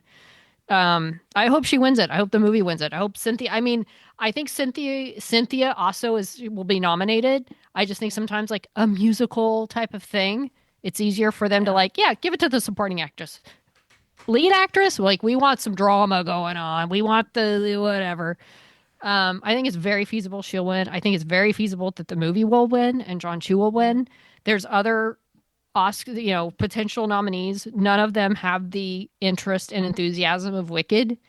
And I think Cynthia Erivo, if part 2 is as good as part 1, because part 2 gets way darker. Yeah. It's like going to be a totally different thing. Yeah. I think that's where she'll get, because a lot of this, she did have a lot of emotional parts to play.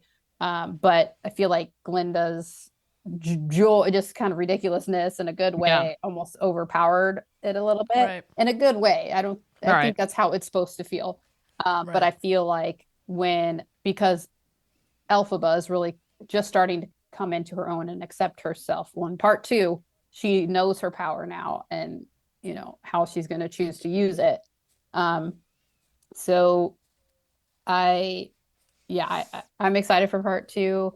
I think it is just going to be, I'm going to have to go in with the right mindset because it's going to be a totally, like the animals are being caged now, it's going to be a much darker thing.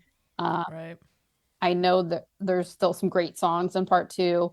But not as Good many is going to kill showstoppers, no. There's For Good. No, there's As Long As No You're Good Mine, Deed, I think, No is going to Good be Deed. incredible. Oh, yeah, No Good Deed. I'm looking forward to Thank Goodness. I think there is some really great ones. Yeah. I think they're probably going to have at least one new song to pad it out and to be a possible nominee for like an Oscar for original song. We'll see. I mean, maybe not. Maybe not.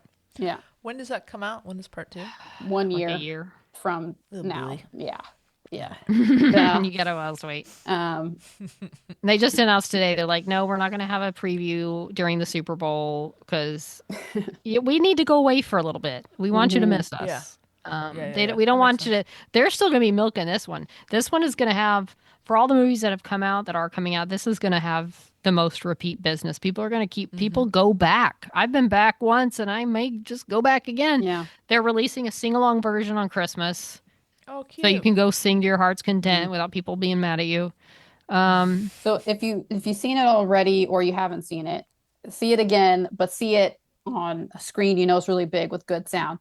So Wendy went and saw it in IMAX the second time. I went and saw it in a Dolby Atmos theater. Cool. And it was almost a different experience. Wow. Just for the little, like the sound design was so good that you picked up on a little bit more.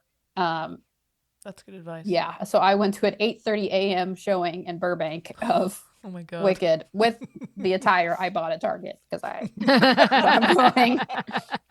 That's why I got it. I wanted to wear some Wicked, and almost everybody had like a Wicked shirt on or something. I got a green Elphaba popcorn bucket. Nice. Nice. Yeah, there were people pink, green. There's one woman dressed as Galinda. I mean, it's a thing, man. It's a thing. People are buying like the clothes and wearing it to the screenings. It's Yeah. Love it. I can't wait to hear your thoughts, Kat. It is like when I bought my ticket for the second viewing, because after we saw it with the employees, I was like, I want to see with an opening day crowd who are, Yeah. will applaud and be more into it and the whole bit. And I was like, what if I go? And I'm like, okay, well, I liked it, but with the excitement of the original viewing was lost. I was like, no, I loved it more. I noticed more things. I kept seeing little things during the movie that I'm like, oh my gosh, I forgot how funny that was, or I forgot how much I loved that, or picked up on more things. And gosh, I can't even tell you how good this thing is. Wow. It's I'm serious. It's like I it's hope we aren't dominating overselling social it. media. Like- It's dominating the box office, dominating like Spotify and iTunes. Yeah. This is coming That's a from huge hit. two people hit. that know the music of Wicked so intimately and Yeah. have had to break down the songs. I mean, we and did to the learn Wicked how movie to sing first, it. technically. Right. We made the first Sort of. Wicked movie. That's true. So true.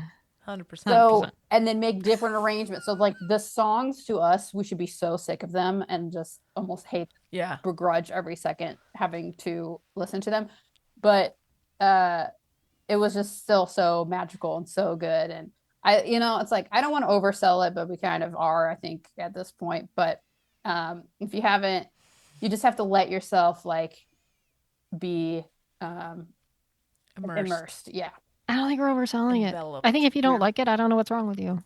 Honestly, but you're just a curmudgeon. I talked to one person that was like, I mean, I liked it. It was okay. It was kind of long. Stop. But musicals aren't really my thing. I Whatever. get it if musicals aren't really your thing, and it's definitely a fantasy movie. So if fantasy movies aren't your thing, and you're Yeah. not, then maybe not.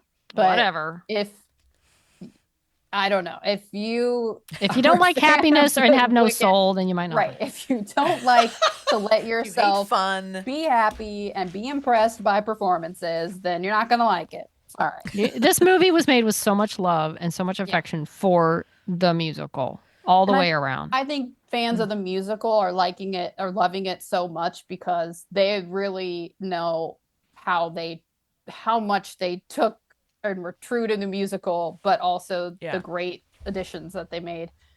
And Kristen Chenoweth, I was reading an article, how, when they were first workshopping the idea of making it a movie, and some people were like, no, you can't make that a movie. No, it's just this phenomenon. It has this stage play. You have to go see it.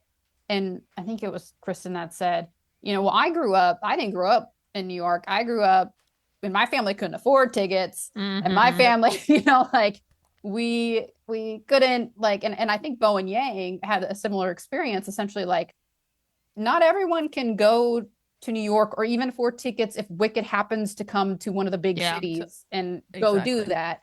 And not everyone can have that experience. So it's an exclusionary experience. Yeah. So to have there's a huge money right. Yeah. one paywall. This opportunity so that everyone can enjoy it. And a lot of people haven't seen it. So yeah, it is very true and good. And I'm looking forward to part 2, but also not because I know how this is all fun and games, and then you got Defying Gravity really is where the tipping point, right? And then now it's like, it's going to be a lot darker. So, but it's going to be awesome. But I'm interested to see what little changes they're going to make or how they're going to play some of these things. How many more times will you guys go see Wicked Part 1? I will probably see it at least one more time. Yeah, I'd see it one more time. I think I would. And this is I don't know when or where it will come to streaming, but day one of whatever the nicest 4K Steelbook DVD whatever disc release, I am snatching that thing up. This is not a movie I will leave to streaming to like, oh, when's it going to come out? I hope it doesn't go away. No, I'm buying this, I'm owning it, and I'm having it to watch whenever I want. Awesome. Yeah. Wow. And isn't there a making of Wicked somewhere? Well, there was, I don't know, there was a Peacock or NBC Oh, making like an hour. Peacock. oh, I don't know if okay. it's on Peacock, but it was on NBC last week of Oh, behind the okay. scenes thing. Okay, yeah. Yeah, I mean, I don't know that we've ever hardly raved so much about something on No. this podcast, but that's why I'm saying Never. like we can say things are good, but this is just it's captured people. It's captured their like emotions and imagination, and it's become a thing. And so many people Yeah. try to poo-poo it before it even Ariana Grande, Cynthia Erivo, oh my god, and now it's taking the world by storm, and it deserves every award it gets. And it's I just love it, and yeah, I probably will go back. I don't know, and I'm Awesome. hoping I get the DGA streamer at some point because then I can watch it whenever I want. We'll see if I do. But seeing it on the big screen is Mhm. pretty cool thing. Yeah. We'll be curious to hear your Wow. thoughts, Kat. Yeah. Oh, I need to go soon now. Yeah. Now that we I'm all told hyped you up. everything about it, Yeah, literally. You'll be surprised it by will that. not. You'll be completely underwhelmed. Sorry, everyone. No, you won't. But No, you I won't. don't think so. yeah, if Doesn't you're seem going like into it with the mindset of I want to go into a movie and feel something and just be enchanted by something, then that's the mindset you got to go in. If you're going in with I'm going to pick this thing apart and find, that's corny or that's whatever, like, I can't. That's not who the movie's for anyway. If you're going to No. be that Yeah, person, like No. you're Yeah. not going to see Wicked on Broadway either, if you're got that attitude. So, Exactly. You're in the wrong place. yeah, there's no way you can like Wicked on Broadway and think this is just a like horrible over the No. top thing. It's just like, I've had people at work who love the musical. One coworker had seen it 20 times and she's like, I just don't know. I was like, you will love it. It is so true to the musical. If you don't love it, I don't know what to tell you. yeah. So right now, So she wasn't sure she was gonna see it. Yeah, just because she wasn't, That's insane. well, because she's See it scared. She was 20 scared of times on like, stage. would it do it wrong? Live up Not do to- or live up. yeah. I was like, no. The people that made it obviously love it and Got it. made it as true as to the stage as possible. So right now on Rotten Tomatoes, it has a 90% with 288 reviews in. Too So, low. Yeah. That seems low. It's low. It's too low. But you think of the phenomenon of Barbie and all that. Barbie had 85%. It's like Yeah. the audience is 96%. So, Too low. Oh, okay. yeah. I mean, honestly, that's a few people giving it 4 stars instead of 5. It's not Right. like, Yeah. yeah. You can nitpick anything, but just don't. Just enjoy it. For crying out loud. Just enjoy it. Don't look at this beautiful production they have made and think, well, if it had been a little more saturated in a couple of parts on the color, if it hadn't been shot like color this, grading. if it had been maybe 10 minutes shorter, I would like it better. It's amazing, but I want less of it. bloated. Shut up. Just enjoy it. But I Quit want less. bitching. Just enjoy the dang Put yourself thing. in the world and immerse yourself. Just find something happy. Don't nitpick it. Just go enjoy it. Ugh. Anyway, we're on Twitter. So that's not podcast with Wendy. We're also on Blue Sky. There you go. He nerds out. Is our name. And Facebook and Instagram at She Nerds Out Podcast. Why don't you send us an email? shenerdsOut@gmail.com. We also have a website, shenerdsOut.com. You know what? It's Thanksgiving. Happy Thanksgiving, everybody. Yes. We are thankful that people are still listening to us after we're coming up on it'll be 6 years, right? In Insane. What? No next way. spring. No. Where did So, my yeah. life go?